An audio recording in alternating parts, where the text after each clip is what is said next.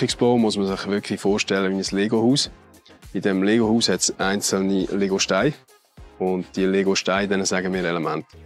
Die Elemente, von denen verbauen wir etwa 130 Stück über den gesamten Bau hier. Also sprich Decke, Lego-Steine, Wand-Lego-Steine und Boden-Lego-Steine. Konzipiert sind so Bauten eigentlich, dass man sie 3 bis 5 Mal umstellen kann. Eben, weil nachher mit der Zeit fangen sich die Schrauben an einfressen, man dreht es wirklich tief ins Holz ziehen. Oder, eben, es gibt immer Abnutzung oder, bei solchen Sachen. Grundsätzlich Lebensdauer, wenn man es aufgestellt hat, ist wie ein normales Haus. Sagen wir mal 30 bis 50 Jahre, so wie man ein normales Haus kennt.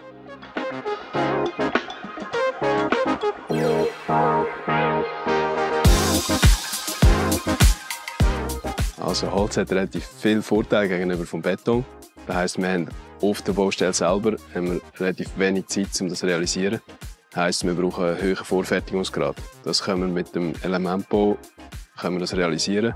Und durch das haben wir nachher auf der Baustelle selber wirklich kurze Zeit, wo wir euch behindern, wo auch in der Produktion bei uns relativ viel Zeit braucht, auf der Baustelle viel weniger Zeit nachher.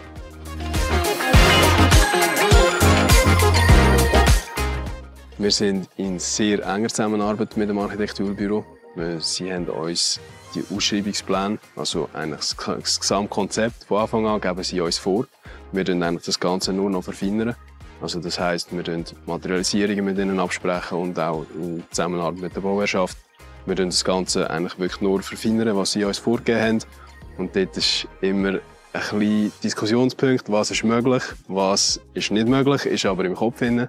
Darum, das sind immer so, ist wirklich eine Zusammenarbeit, die sehr auch Zeit braucht, ist aber sehr wichtig, dass wirklich von allen Seiten her alle Aspekte erfüllt werden. Das Holz, das heisst Ständerkonstruktionen, die Statik kommt aus der Schweiz. Das ist Schweizer Holz, das wir verwenden.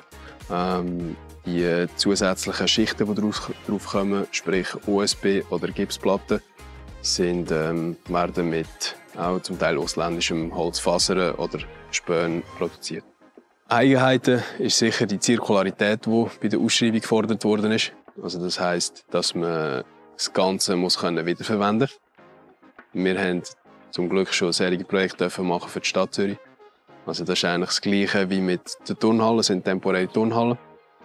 Die sind auch so konzipiert, dass man eigentlich wirklich man kann es aufstellen vor Ort.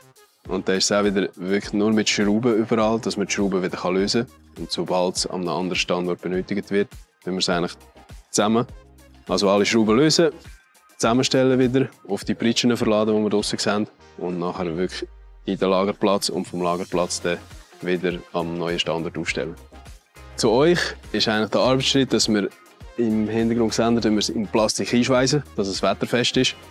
Dann stellen wir es rausstellen und dann bringen wir zusammen mit unserem Disponent es auf Zürich bringen, in einen Warteraum.